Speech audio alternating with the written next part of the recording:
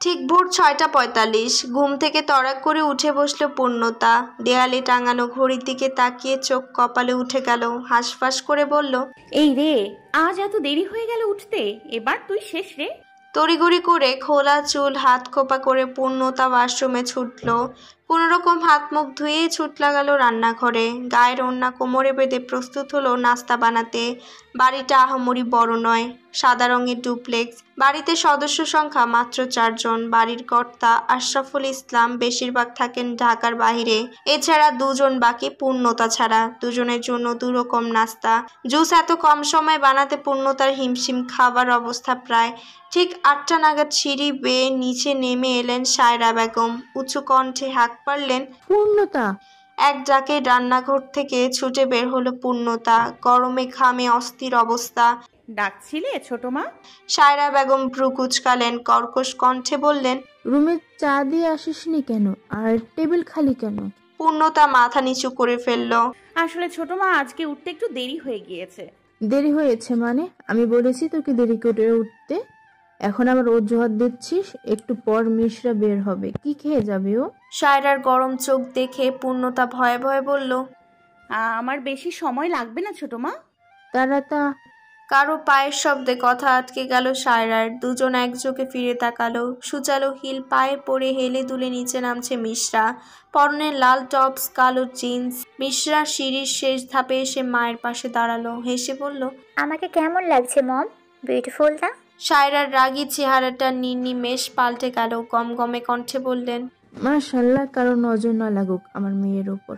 মিশরা রাজ্যজয়ী হাসলো। Breakfast ready? সায়রার হাসিটা নিভে গেল। ঠাই দাঁড়ানো পূর্ণতার দিকে আগুন চোখ নিক্ষেপ করে বললেন, আমাকে জিজ্ঞেস কেন করছিস? ওই নবাবজাতিকে জিজ্ঞেস কর, সকাল থেকে পড়ে পড়ে ঘুমিয়েছে। নাস্তা রেডি হবে কি করে শুনি? এখনো হয়নি। টুডেজ মাই ভার্সিটিজ ফার্স্ট ডে মম, ভুলে গেলে তুমি? পূর্ণতা নিচু কণ্ঠে বলল। তুমি একটু বসো, আমার এক্ষুনি হয়ে যাবে। মিশরা তেতে বলল, তুই চুপ কর, আমি তোর সাথে কথা বলছি না।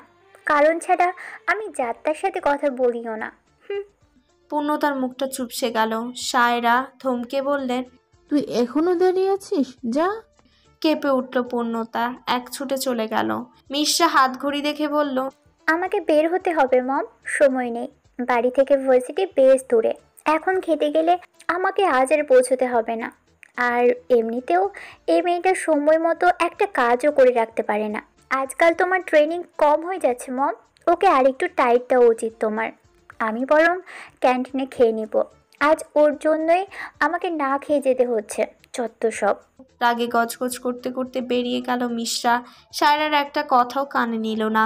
মেয়ে না খেয়ে বেরিয়ে যাওয়ায় রাগ সম্পূর্ণ গিয়ে পূর্ণতার উপর পড়ল। রেগে মেগে রান্নাঘরে চলে গেলেন সায়রা। পূর্ণতা ব্যস্ত হাতে পরোটা সেঁকছে। সায়রা হাত বাড়ালেন পূর্ণতার চুলের মুঠি ধরতে। হঠাৎ কিছু একটা মনে করে থেমে গেলেন। উপরের ঘরগুলোর দিকে একবার চোখ বুলিয়ে কিরমির করে চলে গেলেন ঘরে। যেতে যেতে বিড়বিড় করলেন, আজ তোর বাবা বাড়িতে আছেন বলেই তুই বেঁচে গেলি, না হলে আমার মেয়ে না খেয়ে বেরোনোর শাস্তি তোকে আজই দিয়ে দিতাম। হাতের সব কাজ সেরে পূর্ণতা গেল তৈরি হতে। আজ ভার্সিটিতে তারও প্রথম দিন। মিশরা আর ও একই ভার্সিটিতে ভর্তি হয়েছে। শুধু ভার্সিটি নয়, স্কুল কলেজ কোচিং সব এক ছিল। এমনকি 2জনেই ব্যবসা বিভাগের ছাত্রী। মিশরা আর পূর্ণতার বয়স কাছাকাছি হওয়ায় আশরাফ 2জনকে একসাথে ভর্তি করিয়েছিলেন স্কুলে। পূর্ণতা একটা কালো চুড়িদার পরেছে, মাথায় ঘোমটা টেনে কাঁধে ব্যাগ ঝুলালো। তার মুখ কালো, মনেও কালো। বাবার কথা খুব মনে পড়ছে। সেই ছোটবেলা থেকে জীবনের বিশেষ দিনগুলোতে বাবা পাশে থাকতেন, আজ নেই। পূর্ণতা দীর্ঘশ্বাস ফেলল। নিজের মতো ভাবল, আজ বোধহয় বাবা বেশি ব্যস্ত, না হলে ঠিক আসতেন। যেতে যেতে দেয়ালে ঝোলানো মায়ের হাস্যোজ্জ্বল ছবিটির দিক চোখ বুলালো পূর্ণতা। মাকে হাত দিয়ে স্পর্শ করা যায় না, অথচ সে রোদ ছোঁয় মায়ের স্নিগ্ধ ফর্সা মুখটা। মন দিয়ে ছোঁয়, চোখ দিয়ে ছোঁয়। এই বা কম কিসে? আজ যদি মা বেঁচে থাক, জীবনের গল্পটা কি অন্যরকম হতো আমার? পূর্ণতা নিজেকেই শুধালো। আয়নার সামনে দাঁড়িয়ে কাঁধ থেকে জামাটা সরিয়ে কালশিটের দাগগুলো দেখলো। ছুঁয়ে দিল আলতো হাতে। এগুলো তার ছোট মায়ের ভালোবাসা, যা দীর্ঘদিন ধরে গেঁথে আছে শরীরে। এমন আরো অনেক দাগ আছে। পূর্ণতার চোখ দুটো ভিজে উঠল। জামা ঠিকঠাক করে লম্বা ক্লান্ত শ্বাস ফেলে ঘর থেকে বের হলো। নিজেকে সান্ত্বনা দিল, সবার জীবন সুখের হয় না। বসার ঘরের সোফায় এক ভদ্রলোক বসে পত্রিকা পড়ছেন তিনি। উপর থেকে দেখে চিনে ফেলল পূর্ণতা। এতক্ষণে মিয়ে যাওয়া মুখটা চকচক করে উঠল। বাবা, বলে এক ছুটে সিঁড়ি বেয়ে নামলো পূর্ণতা। ডাক ছুটে পত্রিকা থেকে চোখ উঠালেন আশরাফ। মেয়েকে দেখে বিস্তর হাসি ফুটল ঠোঁটে। উঠে দাঁড়াতেই পূর্ণতা এক প্রকার আছড়ে পড়ল বুকের উপর। আশরাফ মেয়ের মাথায় হাত বোলাতে বোলাতে বললেন, কেমন আছো মামনি? পূর্ণতা তাকালো। তুমি কখন এসছো বাবা? আনন্দে চোখ জড়িয়ে গেল পূর্ণতার। আশরাফ সুন্দর করে হেসে বললেন, ভোরে এসেছি। পূর্ণতা এক প্রকার আর্তনাদ করে উঠল। ভোরে? আমাকে ডাকুনি কেন তাহলে? আমি আরো কত কি ভেবে ভেবে মন খারাপ করে বসেছিলাম। কি করে ডাকবো? তুমি যে ঘুমিয়েছিলে, তারপর আমিও ঘুমিয়ে পড়েছি। এই তো একটু আগে উঠলাম। কিন্তু তুমি তো বলেছিলে তোমার আসতে অনেক দেরি হবে। অনেক দেরি হবে এবার, অনেক কাজ। আমি তো তোমাকে সারপ্রাইজ দেওয়ার জন্য বলেছিলাম। পূর্ণতা ফের বাবাকে জড়িয়ে ধরে বলল, আই মিস ইউ বাবা। আশরাফ পূর্ণতার মাথায় চুমু খেলেন। মিস ইউ টু মা। হঠাৎ পূর্ণতার কাঁধ ব্যাগ আর বেশভূষার দিক চোখ পড়ল আশরাফের। ভ্রুকুচকে বললেন, কি ব্যাপার, কোথাও যাচ্ছিলে তুমি? আজ আমার ভার্সিটির নবীন বরণ বাবা, মনে নেই তোমার? পূর্ণতার কণ্ঠ ভারী উৎফুল্ল শোনালো। সারাদিন একটা ঘরের মধ্যে গুমড়ে থাকা মেয়েটা এই একটা মানুষের কাছে এলেই যেন প্রাণ ফিরে পায়, উচ্ছ্বাসিত হয়ে উঠে। আশরাফ জিভ কামড়ালো। একদম ভুলেই বসেছিল কথাটা। ব্যস্ত কণ্ঠে বললেন, তুমি 5 মিনিট দাঁড়াও, আমি এক্ষুনি আসছি। পূর্ণতা অবাক কণ্ঠে বলল, তুমি যাবে আমার সাথে? আশরাফ হাসলেন। পূর্ণতার গাল ধরে বললেন, কেন যাব না? আমার মেয়েটা আজ এত বড় একটা ধাপে পা দিতে চলেছে জীবনের, আমি সঙ্গে থাকবো না? পূর্ণতা খুশিতে কেঁদে দিল। এই মানুষটার জন্যই এত দুঃখেও তার আনন্দ আসে। মেয়ের চোখের পানি দেখে বুক ভার হয়ে এলো আশরাফের। তহমিনা মারা যাওয়ার পর থেকে মেয়েটাকে ঠিকভাবে হাসতেও দেখেনি। নিজের ভালোবাসা, নিজের স্ত্রী হারানোর কষ্ট ভুলতে সে তো পালিয়ে বেরিয়েছে। কিন্তু মেয়েটা রাজকন্যার মতো মেয়েটার আজ কি অবস্থা। আর সে নিজেও তো কোনো কিছুই মনে রাখতে পারে না। এই যে আজ তার ছোট্ট প্রিন্সেস এত বড় হয়ে গেল, 18 পেরিয়ে 19-এ পা দিল, সব তো বেমালুম ভুলেই গিয়েছিল সে। তাও মেয়েটা কখনো বিন্দুমাত্র অভিযোগ জানায়নি, হয়তো কোনোদিন জানাবে না। ভাবতে ভাবতে রেডি হয়ে নিচে নামলেন আশরাফ। মেয়েকে এক হাতে জড়িয়ে বের হলেন তিনি। উপর থেকে দেখছিলেন সায়রা। রাগ ক্ষোভ শিরায় শিরায় ছুটছে তার। বাহ আশরাফ বাহ, নিজের মেয়েটাকে নিয়ে বের হলে কই? মিশ্রার কথা তো একটা বারও জিজ্ঞেস করলে না। তফাৎ শুধু আমিই করি না আশরাফ, তুমিও চোখে আঙুল দিয়ে আমাকে বুঝিয়ে দাও মিশ্রা আর পূর্ণতা তোমার কাছে এক নয়, আলাদা। সায়রার চোখ গড়িয়ে এক ফোঁটা অশ্রু গাল অব্দি নামলো। শক্ত চোয়ালে ভাবলেন, ঠিক আছে আশরাফ, আমার মেয়ে যদি এত অবহেলা পায়, তোমার মেয়েও শান্তি পাবে না। ভার্সিটির ক্যান্টিন বিরাট বড়। মাঝের একটা টেবিলে বসে আড্ডা দিচ্ছে মিশ্রা আর ঈশিতা। ঈশিতার সাথে কলেজ লাইফ থেকে ওর সখ্যতা। মেয়েটা একদম মিশ্রার মনের মতো, নরম বোকাশোকা। ধমক দিলে চুপ করে থাকে, বামে যেতে বললে বামে যায়, কখনো ভুলেও ওর মুখের উপর কথা বলে না। ঈশিতা বিরক্ত হয়ে হাত ঘড়ি দেখলো। 10টা তো বেজে গেছে মিশু, এখনো অনুষ্ঠান শুরু করছে না কেন? মিশ্রা কাঁধ উঁচু করে বলল, কি জানি, হয়তো কোনো কিছুর জন্য ওয়েট করছে। ঈশিতা মেনে নিল। পর মুহূর্তে প্রশ্ন ছুড়ল, আচ্ছা পূর্ণতা আসবে না? মিশ্রা কপাল কুঁচকে বলল, ও আসলেই বাকি, আর না আসলেই বাকি। তাছাড়া সকালে যা করেছি না, আজ মা ওকে আস্ত রাখবে বলে মনে হয় না। মিশ্রার মুখে টিমটিমে হাসি। আবার কি করেছিস?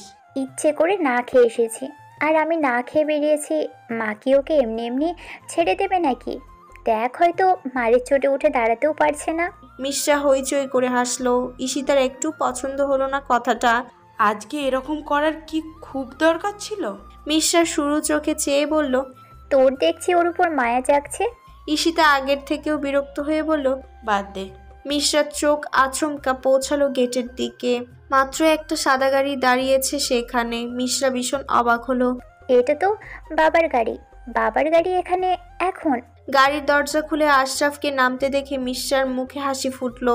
পরপর অন্য পাশ থেকে পূর্ণতাকে নামতে দেখে হাসিটা ধপ করে নিভে গেল। আশরাফ পূর্ণতার মাথায় হাত বুলিয়ে বললেন, অল দ্য বেস্ট। থ্যাঙ্কস বাবা। এবার তাহলে আমি আসি, আমার আবার দুপুরের দিকে একটা কনফারেন্স আছে। তুমি কিন্তু একদমই নার্ভাস হবে না, ওকে? পূর্ণতা মাথা নাড়ালো। আশরাফ চলে যেতে নিলেই পেছন থেকে পূর্ণতার ডাকে থেমে গেলেন। কিছু বলবে? তুমি আবারও কিছু ভুলে যাচ্ছ বাবা। আশরাফ ভেবে বললেন। কি বলো তো? পূর্ণতা উসখুস করে বলল, এটা মিশ্রারও ভার্সিটি, আর আজ ওরও প্রথম দিন। ওকে শুভেচ্ছা জানাবে না? আদর করবে না?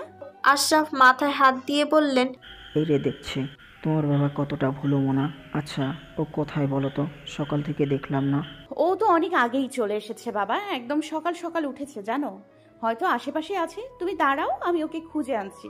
আশরাফ বাধা দিলেন।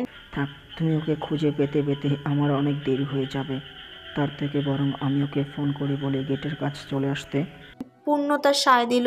আচ্ছা কল দাও। ব্যাগের ভেতর ফোনের ভাইব্রেটের শব্দে গেট থেকে চোখ ফেরালো মিশ্রা। ফোন বের করে স্ক্রিনে বাবার নম্বর দেখে অভিমানটা তীব্র হলো। মিশ্রা দাঁতে দাঁত চেপে লাইন কেটে দিল। কল কেন ধরবে? বাবা পূর্ণতাকে নিয়ে এসেছেন সাথে করে, আর আমার কথা ভুলে গেলেন? নিজের মেয়ে হলে পারতেন এত অবহেলা করতে? মিশ্রার চোখ চিকচিক করছে। সে আশরাফের দিকে চেয়ে বিড়বিড় করে বলল, আমি তোমার নিজের কেউ নই, তাই এত অবজ্ঞা, তাই না বাবা? ঈশিতা চুপ করে দেখছিল সবটা। মিশ্রার কথাগুলো শুনতে না পেলেও চোখে জল দেখে আন্দাজ করেছে আজ নতুন দেখছে না মিশ্রার পূর্ণতাকে নিয়ে রেষারেষি মিশ্রার সময় কাটানোর একটা গুরুত্বপূর্ণ অংশ।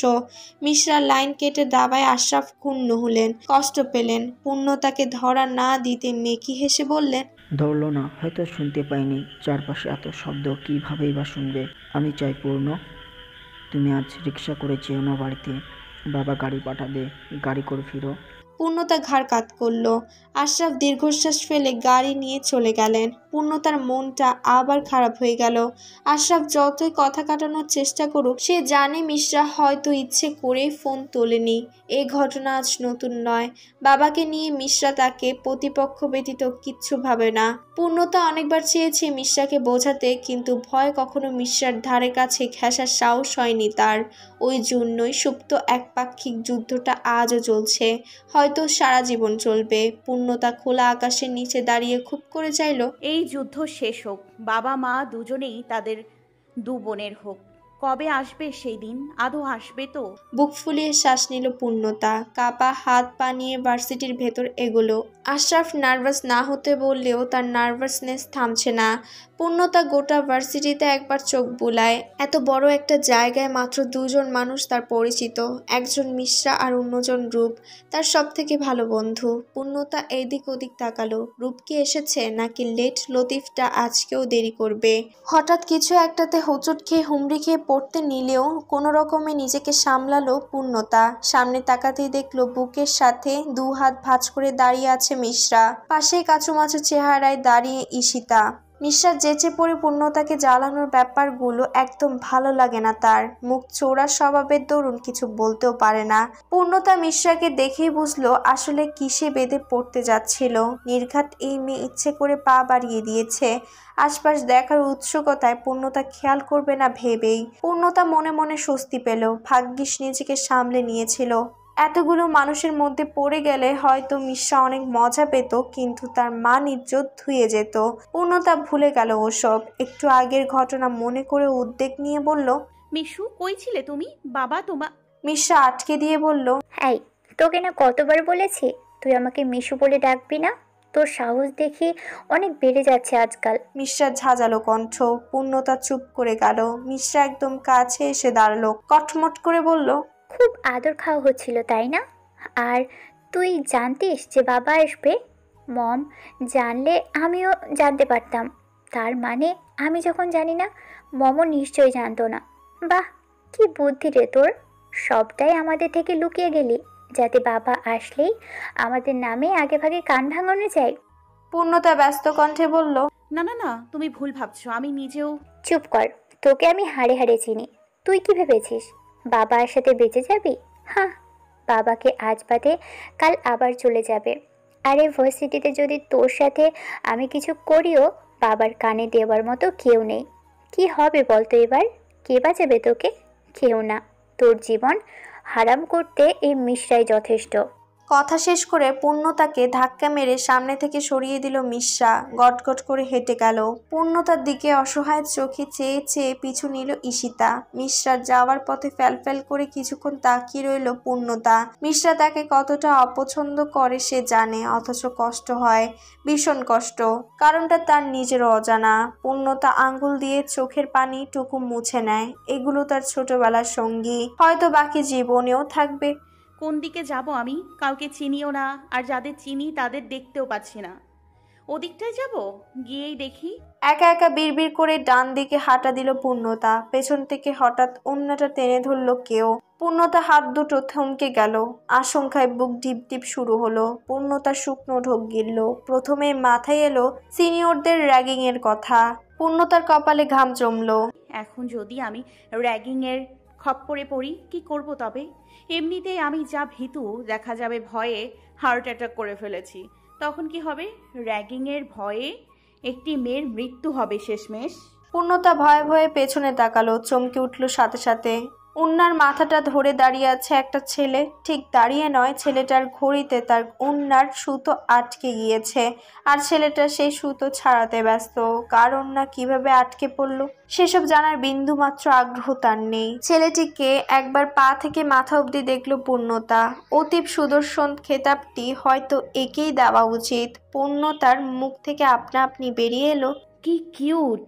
তার ভালো লাগাটুকুন চট করে উবে গেল ছেলেটির কথা কানে আসায়। সে মহাবিরক্ত। উফ, আজ এমনিতেই আই এম লেট, আর তার উপরে এই উটকো ঝামেলা সামলাতে যখন পারে না তো পড়তে যাই কেন? সুতো ছাড়াতে ছাড়াতে আওড়ালো ধ্রুব।